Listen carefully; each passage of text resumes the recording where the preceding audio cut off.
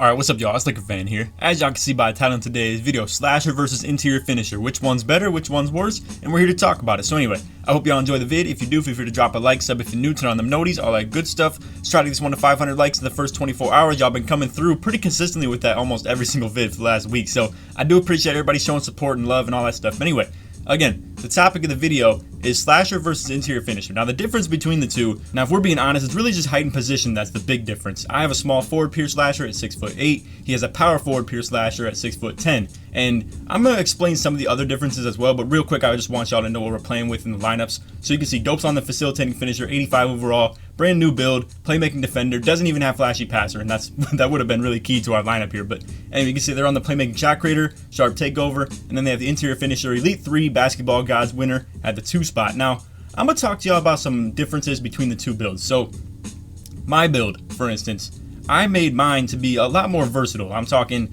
I lowered the close shot so I could have more shooting badges. So what that ended up resulting in is I have 21, 10, 14, and 8. So 21 finishing, 10 shooting, 14 playmaking, and 8 defense. Whereas most interior finishers, you know, they're bigger and they'll be playing the big man spot every single time, whether it's 2v2 or 3v3. So, and even in the first place, they might have made the build just to be a rep build. So they probably don't care too much about the 3-point shooting. As you can see, it's not going to matter if I leave him open or not. But what comes with that is he's a much more dominant finisher. He has 30 finishing badges. He probably has 1 shooting, and then you can still end up with, I think, 14 playmaking and even 10 or 11 defense, because he can add more into his defensive game. Because like I said, I went with more versatility in mine, and I have a little bit less defense. I'm a little bit shorter, so it may be tougher for me to guard him than it is for him to guard me, but I got something special for y'all. So this is where we talk about the skill difference too.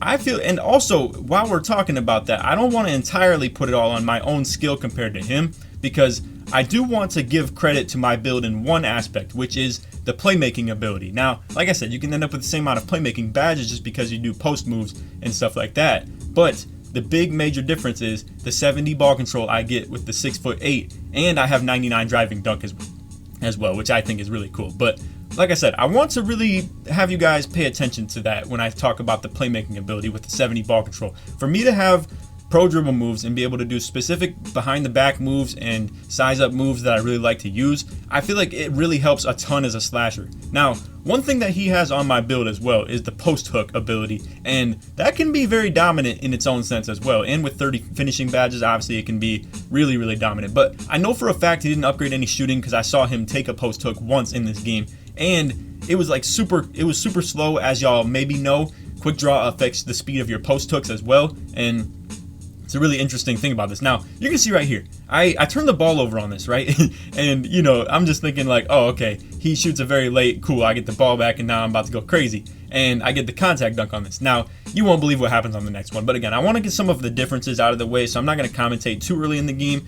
But like I said, one major difference between the two, like I said, I really want to stress this one more time, is the ball control. I have 71 ball control at 99.9, and then I have 70 at 99.0. And I'm telling you, watch what happens later on in this video, and it's so amazing. But one last difference between the two, and then we'll get to commentating the game. So the other major difference is the contact dunk packages. So small forward, shooting guard, and point guards all get the small contact dunk package, whereas power forward and center, they all get the big man contact dunks. So for me personally, I'd much rather have the extra driving contact dunk, so the small one, which allows me to really be like more of a slasher. And especially if I don't have any post game, like post hook or close shot or anything like that, I don't really want too much to do with, you know, having a big man contact dunk package, or even that being 6'8". So anyway, into the commentary we go as far as this game goes. Now, I want y'all to really pay attention and just pay some mind to what I'm doing right here. I might even break some of this down and rewind, so just, you know, be wary of that and just expect that I'm probably going to do that. So anyway, again, 70 ball control, major, big time, and just the speed and ball control that I have allows me to do specific moves. So you can see behind the backs and all types of stuff like that, the little snapback move with flicking down on the stick, and then we have, you know, the Kobe size up package, and just all types of a lot of helpful, you know, packages and stuff like that too. And having 70 ball control allows me to do moves like that, which I can only do on my finisher build with takeover activated, and I can do that at any time on this build too. And the fact that I'm going to be rocking things like Space Creator and Ankle Breaker and stuff like that, it's actually kind of beneficial to get me open even on top of that. So again, you're seeing all types of dribble moves that this guy can't do. I'm telling y'all, like, now this half spin right here, all this stuff, he can do it, right? But that behind the back he can't. And I'm telling y'all, it's so important. I'm gonna run that back because that was so clean. But I'm telling y'all, that behind the back right there is so important, and he can't do it. And that's the major difference between the two. Boom. Behind the back right here, couldn't get it off. Doesn't matter. It still let me get to that left side really quickly. I hit the snap back. He thinks I'm going in for the contact dunk, hit the hop. I'm telling y'all, that behind the back is massive as far as the difference goes. And I really can I've already mentioned it like 7 times, but I'm telling y'all, I really can't stress it enough. Now right here, I get another ankle breaker on the Space Creator, and I'm telling y'all, that is really like a major thing too. But it's not majorly important as far as like the comparisons go. I'm just saying it's a really nice addition to my playstyle that I can add. So anyway, 18-6 at this point, and as you can see, I got 16 points. Takeover is running out at this point, and now I'm still gonna take it off the top. Now, let me say one more thing too. The fact that I am winning this game at this point, I want y'all to really understand the fact that Dope is on an 85 overall build and really isn't capable of doing absolutely anything at this point besides flashy passing me. But wait, he can't even do flashy passes because he has no playmaking badges. So again, I want y'all to really understand how much more dominant our game could have been right here, where I could have, you know, caught a flashy pass, boom, take over off 2 dunks. But instead, you know, I played a full legit game as far as this goes. Take it at this dude the entire game. You can see hop dunk, beautiful. I mean, yo, like, there's a difference between a good slasher and a bad slasher in this game, and a lot of y'all know it. It's just a lot of the people who like to say stuff about like, oh, it's so OP, it's so unstoppable, are the ones that really don't, like, if they hopped on a slasher, they'd be complete trash at it because they'd just be running in and holding X like this guy did all game. And I don't want to show any, like, you know, real hate to him or anything like that, but I do want to mention this guy was definitely talking some stuff after this game. And I mean, again, I don't know how you could criticize a slasher's game when he comes in as a big slasher as well and still has contact dunks, has post hook game, all types of stuff like that, 30 finishing badges. But anyway, like I said, I'm just gonna go ahead and show you all the end of this game right here. Now I gotta say too, this treasure hunter stuff was mad, like, super clutch. Now I ended up at 67.5 right here, right? And this is like the first game that I played on this. And then I played for the 3 hours that I could on West. I played for 4 hours on this. I'm at 76% now, yo. Like, I literally gained almost 10% in one day, or over 10% in one day actually, and it was massive. So anyway, now I'm gonna get to some build breakdowns on the 2 of them and talk about the differences. So again, just to kind of recap, it's the contact dunk packages for being a small forward, gives you the small one instead of the big man contact dunks, as well as, like I said, you get things like 70 ball control at 6'8", which I guess you technically could do at power forward. But again, I'm just here to talk about the differences between the 2 builds that we both had at hand in this game. So you're gonna see this is how I built my build, right? I dropped the standing dunk down a little bit so I still had 21 finishing badges, and then I upgrade my shooting all the way, take 1 tick down on free throw or post fade, doesn't really matter which, but I just figured